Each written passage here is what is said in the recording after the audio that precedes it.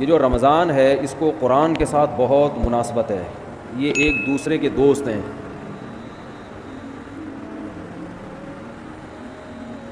اسلام کے زندہ ہونے کی، اسلام کے برحق ہونے کی علامتوں میں سے ایک بہت بڑی علامت رمضان کا مہینہ ہے۔ کوئی بھی جھوٹی دعوت، کوئی بھی جھوٹا مذہب 1400 سال گزرنے کے بعد بھی اتنا زندہ اور اتنا ایکٹیو نہیں ہو سکتا جتنا اسلام ہے۔ پوری دنیا میں ایک ہلچل مچ جاتی ہے، پوری دنیا میں مسجدیں بھر جاتی ہیں،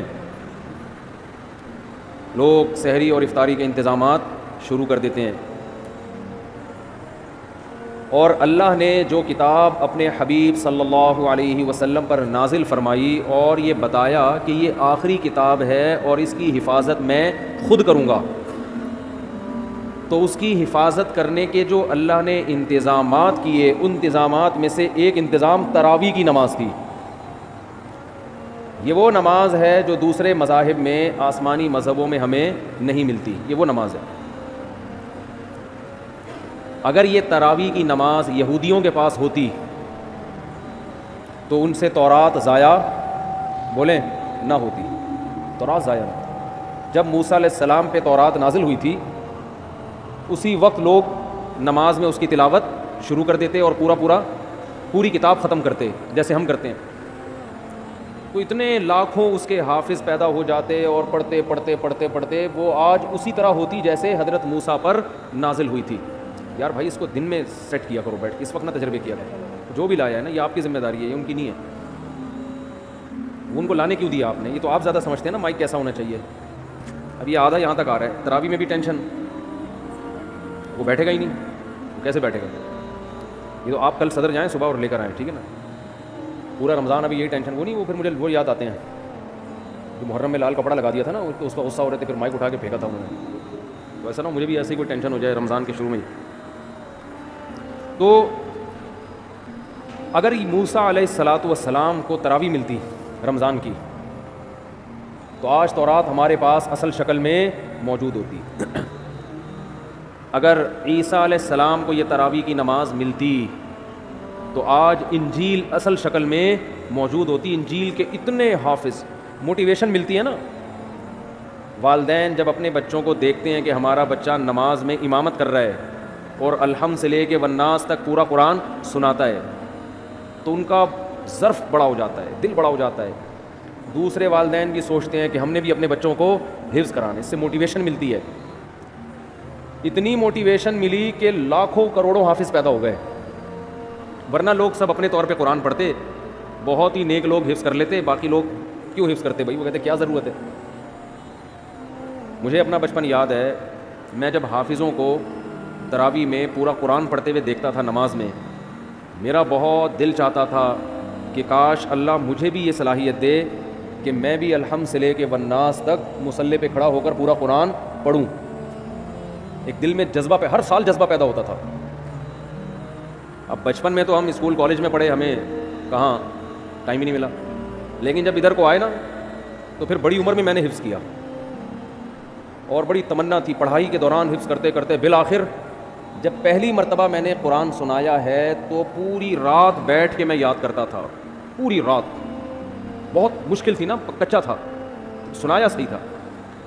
جیسے مجھے یہ موٹیویشن ملی اور بھی مسلمانوں کو یہ موٹیویشن ملتی ہے۔ تو پچھلی کتابیں جو تھیں، چونکہ ان شریعتوں کو اللہ نے ختم کرنا تھا، اللہ کو پتہ تھا کہ یہ ایک خاص وقت کے لوگوں کے لیے ہے، زمانہ چینج ہوگا تو اس حساب سے اللہ کا جو آسمانی مذہب ہے اس کے احکام بھی آہستہ آہستہ چینج ہوں گے زمانے کے لحاظ سے۔ تو اس لیے اللہ کے علم میں یہ بات تھی کہ ایک آخری پیغمبر کو میں بھیجوں گا محمد صلی اللہ علیہ وسلم، اور انہیں جو شریعت دوں گا وہ قیامت تک کے لیے قابل قبول ہوگی، ایسی شریعت ہوگی، وہ ہمیشہ، وہ ہر دور میں ہر جگہ پہ چلے گی وہ۔ اب آپ دیکھ لیں پچھلی امتوں کو جو روزے دیے گئے وہ 24 گھنٹے کے روزے تھے۔ آج اگر ہمیں 24 گھنٹے کے روزے مل جاتے، پہلے ہی مارکیٹ سے روزے دار شارٹ ہوتے جا رہے ہیں اور مارکیٹ سے شارٹ، اور بہت سے لوگ جو گرمیوں میں 24 گھنٹے کے روزے رکھتے وہ 26ویں روزے پہ آ کے دنیا سے ہی شارٹ ہو جاتے، کیونکہ پہلے جیسی قوتیں نہیں ہیں۔ گرمیوں کے روزے کہاں 24 گھنٹے رکھ سکتا ہے آدمی۔ تو روزے میں اعتدال پیدا کر دیا اللہ نے.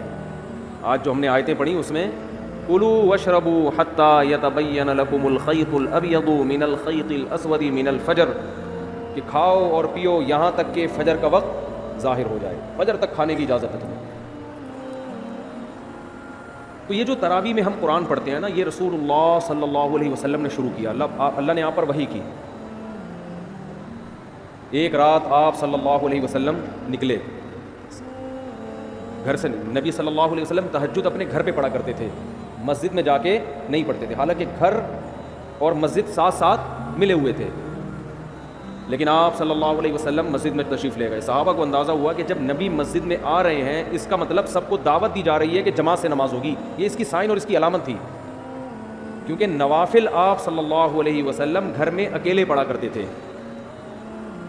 اور تہجد میں کبھی کبھار 2-4 صحابہ ساتھ ہو گئے, زیادہ تعداد آپ کے ساتھ تہجد میں شریک نہیں ہوتی. اسی وجہ سے فقہاء نے لکھا ہے کہ نفل نمازوں میں 3-4 سے زیادہ افراد کی جماعت یہ شریعت میں پسندیدہ نہیں ہے.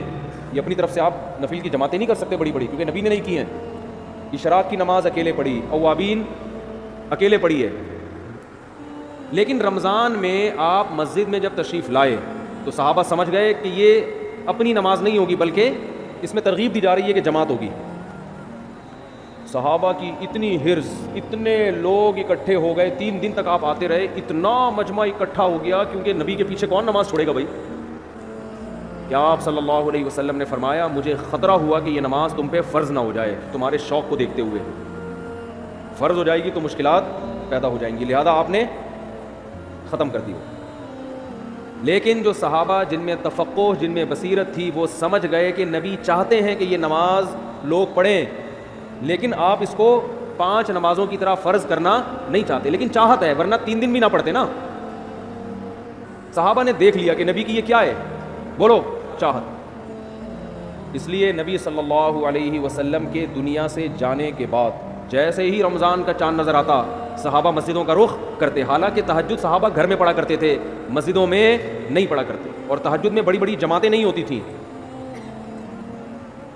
صحابہ سمجھ گئے کہ یہ نبی کیا چاہتے ہیں, اس نماز کو امت میں رائج کرنا چاہتے ہیں. اس وقت صحابہ نے اس کو الگ سے کوئی نام نہیں دیا تھا, الگ سے کوئی نام نہیں دیا تھا, بس قیام اللیل رات کی نماز ہے, رمضان میں جماعت سے ہوگی. ہے ایسی صحابہ کرام کی حرص تھی اس نماز میں, کیونکہ بدعت نہیں تھی, کیونکہ دیکھ چکے تھے نا نبی کر چکے ہیں, کہ حضرت ابو بکر کے دور میں سب جماعتوں میں بٹے ہوئے ہوتے تھے. سارے صحابہ چونکہ حافظ نہیں تھے, حضرت ابو بکر, عمر, علی, عثمان, چاروں صحابہ رضی اللہ عنہم یہ حافظ تھے. ان کو مسجد میں جماعت سے پڑھنے کی ضرورت بولو نہیں تھی, کیونکہ تراویح کا بڑا مقصد ایک یہ ہے کہ جس کو قرآن یاد نہیں ہے وہ حافظ کے پیچھے قرآن سن کر اپنے قرآن کا دور مکمل کر لے.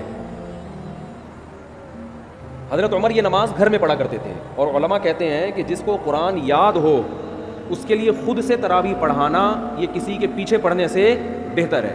سمجھ رہے ہیں کہ نہیں سمجھ رہے ہیں؟ نہیں یار میرا خیال ہے بات سمجھ لیں, ابھی تو آپ کے اچھے بھی سمجھیں گے انشاءاللہ. آواز گونج تو نہیں رہی نا؟ گونج رہی ہے, بہت گونج رہی ہے یار. کچھ کرو یار, اللہ کا واسطہ, مجھے سمجھ میں نہیں آ رہی. رمضان آتے ہی ٹینشن اسٹارٹ. تو جو حافظ ہے نا, حافظ جو خود پورا قرآن پڑھ سکتا ہے, اسے چاہیے اپنی الگ جماعت کرائے, الگ جماعت, تاکہ اس کا قرآن کیا ہو جائے, پورا ریپیٹ ہو جائے. جو حافظ نہیں ہے وہ حافظ کے پیچھے پڑھیں. صحابہ یہی کیا کرتے تھے. نبی نے فرمایا نا 73 فرقوں میں سے جنتی کون ہے, جو میرے اور صحابہ کے طریقے پر. تو صحابہ کیا کرتے تھے, حضرت ابو بکر کے دور میں جو قاری اچھا لگتا کہ بھئی آپ زیادہ اچھا پڑھتے ہو, چلو بسم اللہ کرو, آگے کھڑے ہو, ہم آپ کے پیچھے نیت باندھتے ہیں. یہ رمضان کے علاوہ یہ کام نہیں ہوتا تھا. اگر رمضان کے علاوہ ہوتا نا, حضرت ابو بکر روکتے, بدعت کہہ کے روکتے اس کو, کہ یہ تم نے کیا شروع کر دیا نیا کام. حضرت ابو بکر کے دور میں تراویح کی نمازیں ہوئیں, لیکن سب نے اخپل طریقے سے پڑھی ہے. جماعتیں ہوئیں, ایک مسجد میں کئی جماعتیں ہوتی تھیں. بھائی مجھے یہ والا قاری پسند ہے, اس کی آواز اچھی ہے, چلو بھائی آ جاؤ. مجھے وہ والا اچھا لگ رہا ہے, اس کی آواز اچھی ہے, چل بھائی میں اس کے پیچھے پڑھوں گا, آپ اس کے پیچھے پڑھیں. بعض لوگ اسپیڈ کو دیکھ رہے ہوتے ہیں, آواز کے بجائے کس کو دیکھتے ہیں, بھائی فلاں کی اسپیڈ تیز ہے, ہم اس کے پیچھے پڑھیں گے. امید ہے صحابہ تو یہ نہیں کرتے ہوں گے اسپیڈ, ٹھیک ہے نا, وہ کون زیادہ اچھا پڑھتا تھا. تو حضرت ابو بکر کے دور میں جتھوں کی شکل میں کئی جماعتیں مسجد میں ہو رہی ہیں. یہ رمضان کے علاوہ نہیں ہوتی تھی, ہوتی تو روکتے ان کو نا حضرت عمر کے بھی, کیا بدعت شروع کر دی ہے. لیکن حضرت ابو بکر نے ان کو روکا نہیں، کیونکہ جانتے تھے کہ نبی سے یہ ثابت ہے۔ حضرت عمر رضی اللہ تعالیٰ عنہ کا دور آیا، آپ رمضان میں مسجد میں آئے رات کے وقت، دیکھا کوئی ادھر نماز پڑھ رہا ہے جماعت سے، کوئی ادھر پڑھ رہا ہے، کوئی ادھر پڑھ رہا ہے، ایک رونق مسجد میں۔ حضرت عمر نے فرمایا کہ یہ ایک امام کے پیچھے جمع ہو جائیں تو کتنا اچھا ہو۔ ہر آدمی اخپل طریقے سے کیوں پڑھ رہا ہے بھائی؟ مسجد میں کیا ہونا چاہیے؟ بولو، ایک امام، ایک بڑی جماعت ہو نا، کیونکہ نبی صلی اللہ علیہ وسلم نے رمضان کی راتوں میں جو 3 دن تراویح پڑھی، وہ مسجد کو ایک رونق دی ہے، اور وہ ایک امام تھے اور ان کے پیچھے سب نے نماز پڑھی ہے۔ تو مسجد کی رونق اس میں ہے کہ ہر آدمی اخپل طریقے سے کسی امام کے پیچھے نماز پڑھنے کے بجائے ایک امام کے پیچھے بولو نماز پڑھے۔ وہ دن اور آج کا دن مسجد حرام میں بھی اور مسجد نبوی میں بھی ایک ہی امام کے پیچھے تراویح ہوتی چلی آ رہی ہے۔ جتنی رکعتیں حضرت عمر نے حکم دیا تھا نا امام کو پڑھائے، نہ ان رکعتوں میں کمی بیشی ہوئی اور نہ اس طریقے میں کمی بیشی ہوئی جو طریقہ حضرت عمر نے شروع کیا تھا۔ اب اس میں علماء 2 حصوں میں بڑھ گئے۔ بعض علماء نے کہا کہ حضرت عمر رضی اللہ تعالی عنہ نے جو ایک امام کے پیچھے لوگوں کو جمع کیا تو اصل حکم یہ نہیں تھا، اصل یہ تھا کہ ہر آدمی اپنی الگ جماعت کرا سکتا ہے۔ لہذا ان علماء نے کہا، جیسے کہ بعض سعودی عرب کے علماء کی رائے ہے، کہ آج بھی تراویح میں مسجد میں 2 جماعتیں جائز ہیں۔ یہ بعض علماء کی رائے ہے کہ بھائی حضرت ابو بکر کے دور میں کتنی جماعتیں ہوتی تھیں؟ بہت سی جماعتیں ہوتی تھیں۔ لیکن جمہور کا قول یہ ہے، جس میں حنفی بھی شامل ہیں، حنفیہ، کہ ٹھیک ہے ہوتی تھیں، لیکن جب حضرت عمر نے اس کو ختم کر دیا اس سسٹم کو، اور باقی تمام خلفائے راشدین نے، حضرت عثمان، حضرت علی نے دوبارہ وہ 2 جماعتیں شروع، 2 یا زیادہ جماعتیں نہیں بلکہ ایک امام کے پیچھے، تو اب حضرت عمر کے فیصلے کے بعد ایک مسجد میں تراویح کی 1 سے زیادہ جماعتیں جائز بولو نا نہیں ہیں۔ کیوں جائز نہیں ہے؟ رسول اللہ صلی اللہ علیہ وسلم نے فرمایا، علیکم بسنتی وسنت الخلفاء الراشدین المہدیین، کہ میری اور خلفائے راشدین کی سنت کو لازم پکڑو۔ بات سمجھ میں نہیں آ رہی میرا خیال ہے۔ تو جنہوں نے خلفائے راشدین کی سنت کو نبی کے کہنے پہ لازم پکڑا، وہ مسجد میں کتنی جماعتیں کرتے ہیں؟ ایک، اور اس میں رونق بھی ہے۔ اور بعد کے خلفائے راشدین نے حضرت عمر کے اس کارنامے کو بہت سراہا۔ حضرت علی رضی اللہ تعالی عنہ ایک دفعہ مسجد نبوی میں نکلے رمضان میں، دیکھا ایک امام کے پیچھے لوگ تراویح پڑھ رہے ہیں، فرمایا اللہ عمر کی قبر کو نور سے بھر دے، کما قال، کہ اس نے ہماری مسجدوں کو رونق بخش دی۔ مجمع بڑا ہو گیا نا، تو اس میں مسجد میں کیا ہوتی ہے؟ رونق۔ ہر آدمی اخپل طریقے سے پڑھ رہا ہو، 2 ادھر پڑھ رہے ہو، 2 ادھر، ان کی آوازیں بھی آپس میں کیا ہوں گی؟ ٹکرائیں گی، پھر لوگوں میں بحث بھی ہوگی، وہ والا زیادہ اچھا پڑھ رہا ہے، وہ اس کی سپیڈ بہت تیز ہے، آ جا ادھر آ جا، ہوتا ہے نا ایسے۔ ہمارے یہاں تو یہ پھٹا شروع ہو جاتا ہے نا، ابے وہ آدھے گھنٹے میں ایسے پورا اسپیڈ سے بھاگا ہے، تو ابھی کیا کر رہا ہے؟ مسجدوں میں نا یہ مقابلے ہوتے ہیں، تمہارے یہاں تراویح کتنے بجے ختم ہوتی ہے؟ بتا 10 بجے۔ ابے تمہارے یہاں 10، ہمارے یہاں تو 9:45 پہ ختم ہو جاتی ہے۔ ایسا فخر کرتے ہیں جیسے 15 منٹ بچا کے پتہ نہیں یہ کیا کوئی بزنس کریں گے، کروڑوں روپے کمائیں گے اس میں۔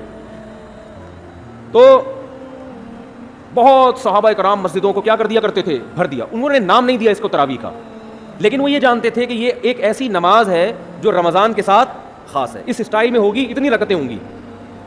پھر بعد میں اسلاف نے اس کو تراویح کا نام دے دیا کہ بھئی الگ نام دے دو۔ نام دینے پر نہ اللہ کی طرف سے کوئی پابندی، نہ گورنمنٹ کی طرف سے۔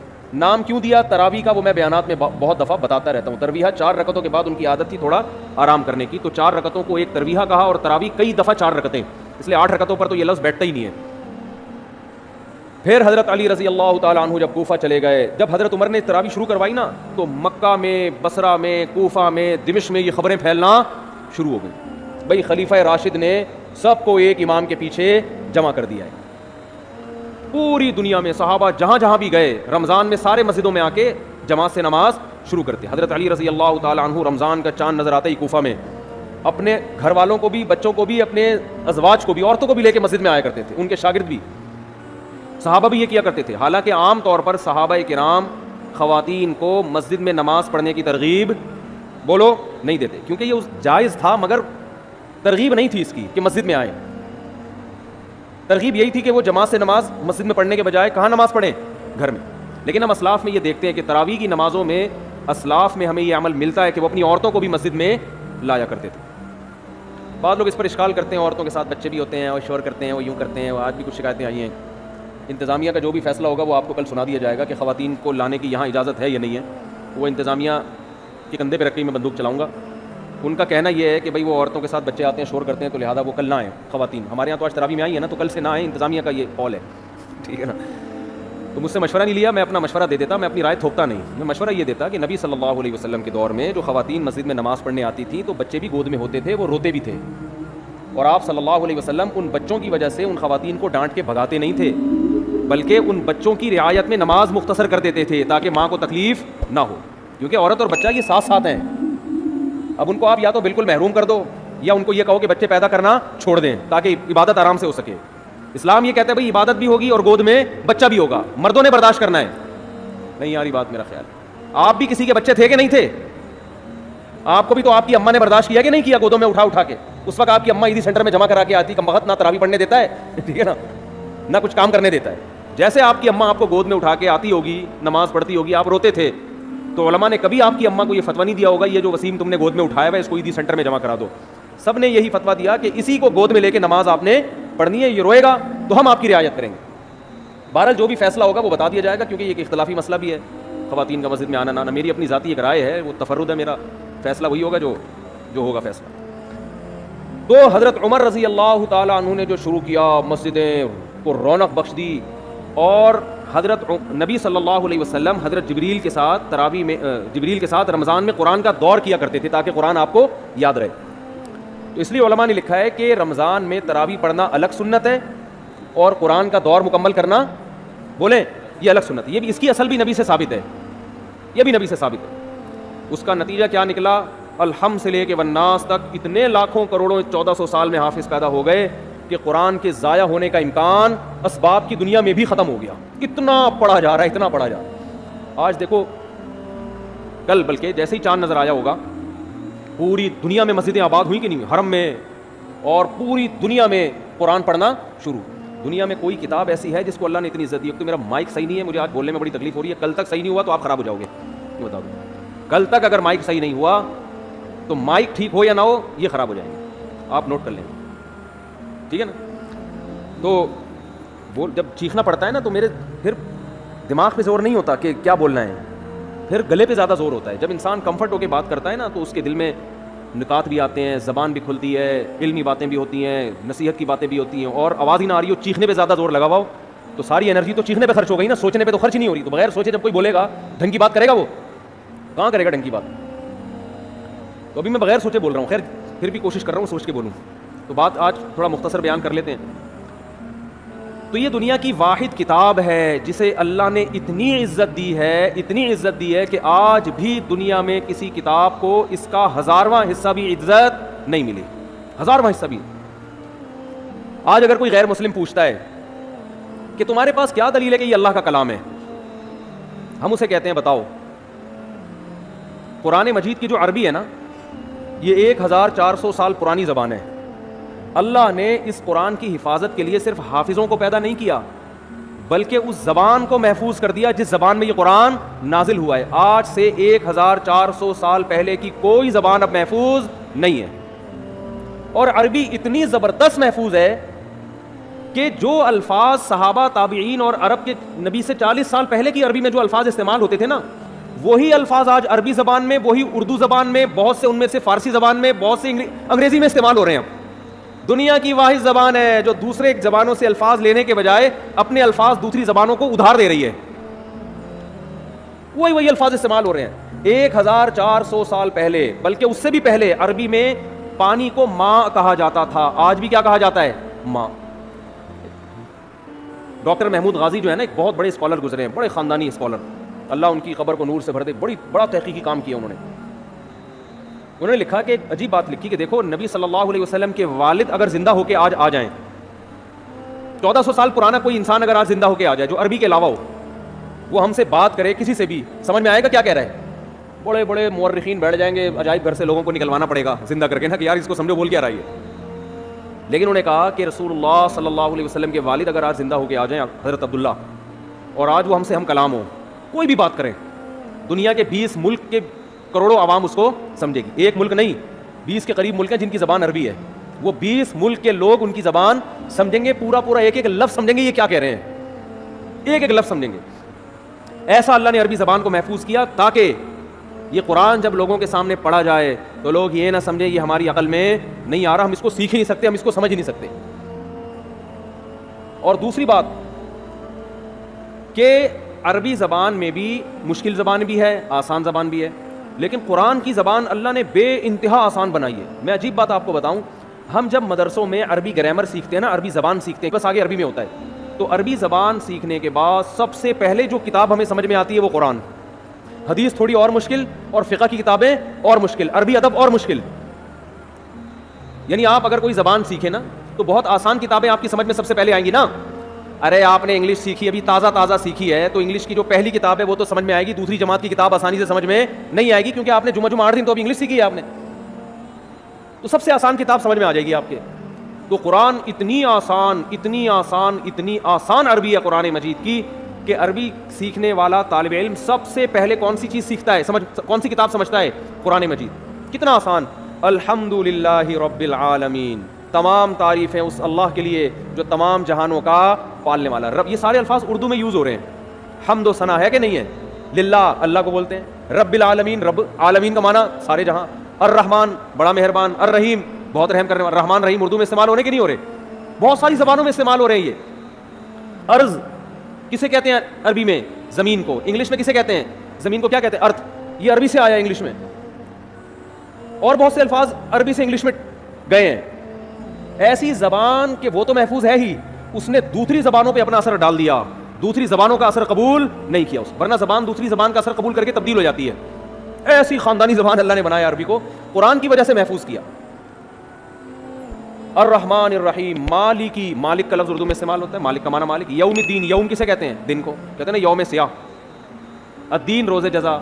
ایاک نعبد، نعبد عبادت سے نکلا ہے، عبادت کا لفظ اردو میں نعبدو بنا دیا نا اس کو، عبادت کا لفظ استعمال ہوتا ہے.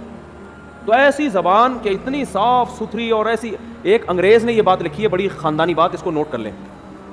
اس نے یہ کہا ہے، گورے کی بات ہے، مجھے موقع ملا میں اس کا حوالہ پیش کروں گا، کہ اگر کوئی شخص یہ چاہتا ہے کہ لوگ اس کی تحقیق سے 1000 سال بعد بھی اس طرح فائدہ اٹھائیں جیسے آج اٹھا رہے ہیں، تو وہ کتاب اگر لکھنا چاہتا ہے تو ایسی کتاب میں اس کے لیے عربی کے علاوہ اس کے پاس کوئی آپشن نہیں ہے.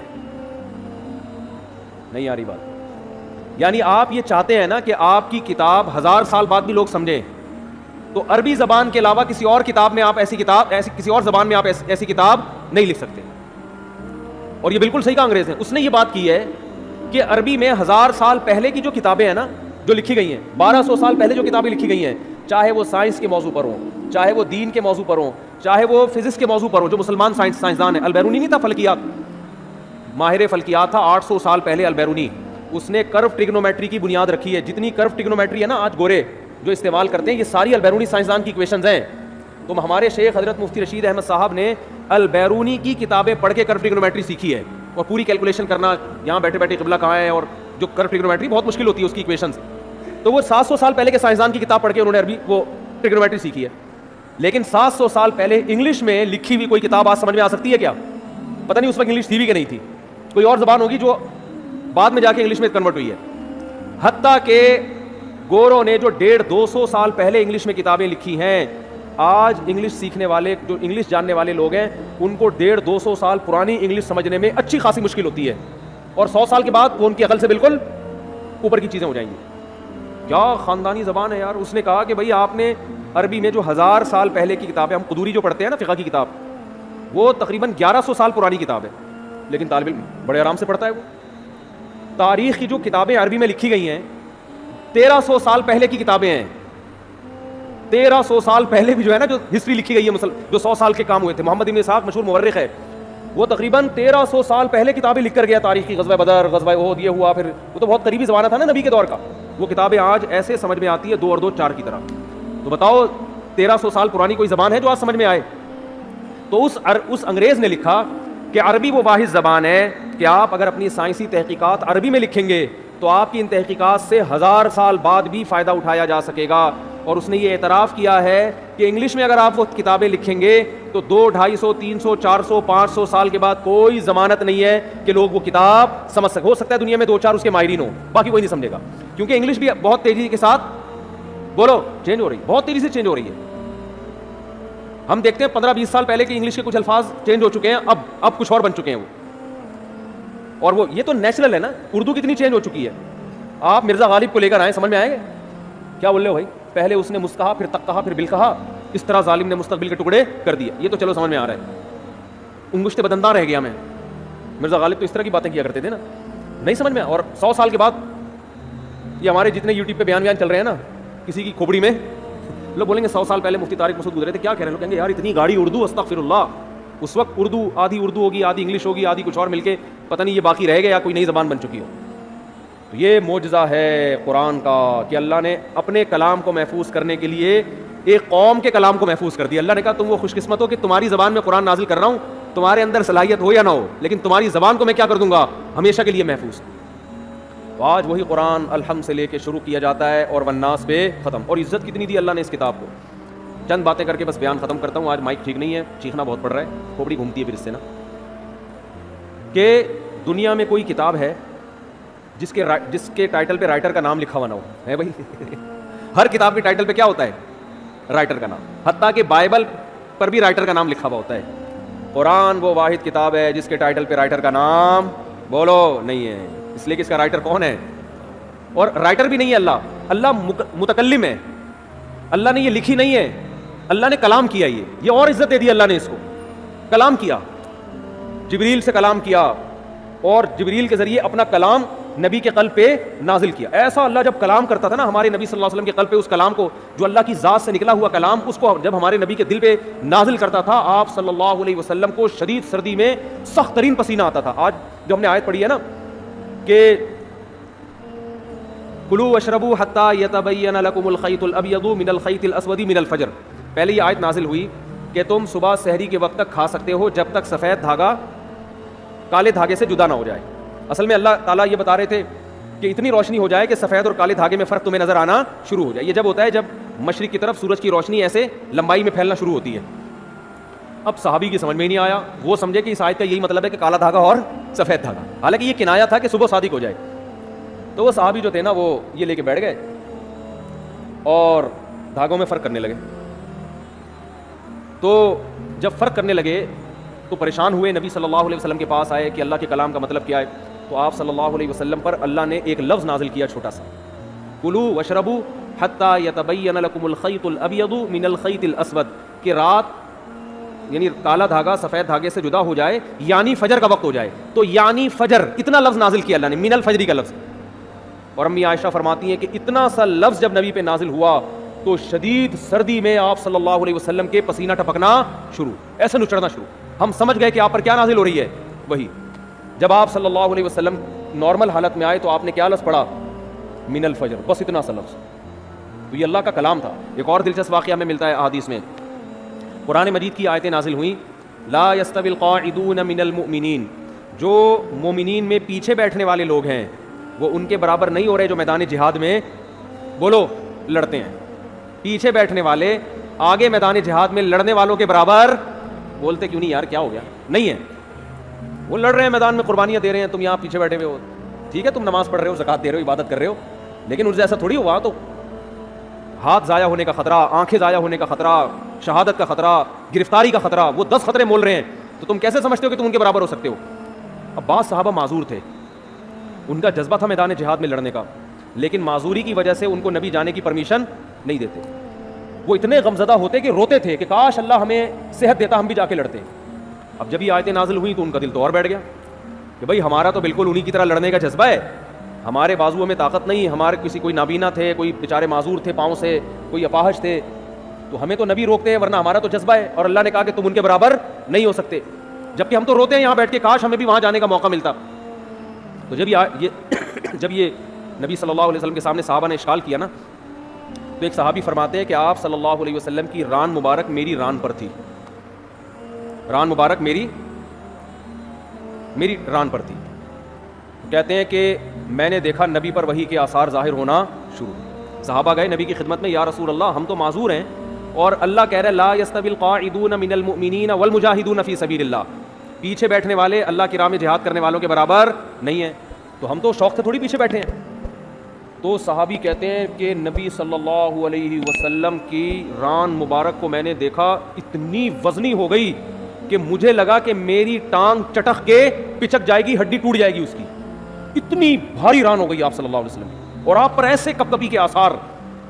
تھوڑی دیر میں آپ صلی اللہ علیہ وسلم کا جسم ہلکا ہو گیا. اور آپ نے ایک لفظ کی تلاوت کی غیر اولی الضرر, بشرطے کہ ان کو کوئی مجبوری, بولو نا یار, یہ اردو میں تو بڑا لمبا لفظ ہو گیا, بشرطے کہ ان کو کوئی مجبوری نہ ہو. آواز نہیں آ رہی مجھے, کون سا جا رہی ہے میری آواز, میرا بھی کھوپڑی خراب ہو رہی ہے, آواز نہیں آ رہی ان کو, تصویر پہ گزارا کریں. تو غیر اولی الضرر, بشرطے کہ ان کو ضرر نہ ہو. اردو میں تو یہ لفظ بہت لمبا ہے, عربی میں غیر اولی الضرر, بس اتنا سا لفظ نازل ہوا ہے اللہ کی طرف سے. اور صحابی کہتے ہیں اتنا جسم بوجھل ہو گیا کہ میری ٹانگ مجھے قریب تھا کہ ٹوٹ کے چٹک کے پچک جائے گی وہ. اور ایسے آپ صلی اللہ علیہ وسلم کے پسینہ نچڑنے لگا جہاں پہ. میں یہ سوچتا تھا کہ جب اللہ نے یہ نازل کرنا ہی تھا ہے بھائی, کہ جو پیچھے بیٹھنے والے لوگ ہیں وہ آگے جانے والوں کے برابر نہیں ہے, بشرطے کہ ان کو کوئی معذوری نہ ہو, تو پہلے ہی نازل کر دیتا. کیا ہو گیا بھائی, کیا ہو گیا یار, تاکہ صحابہ کو اشکال ہی نہ ہوتا.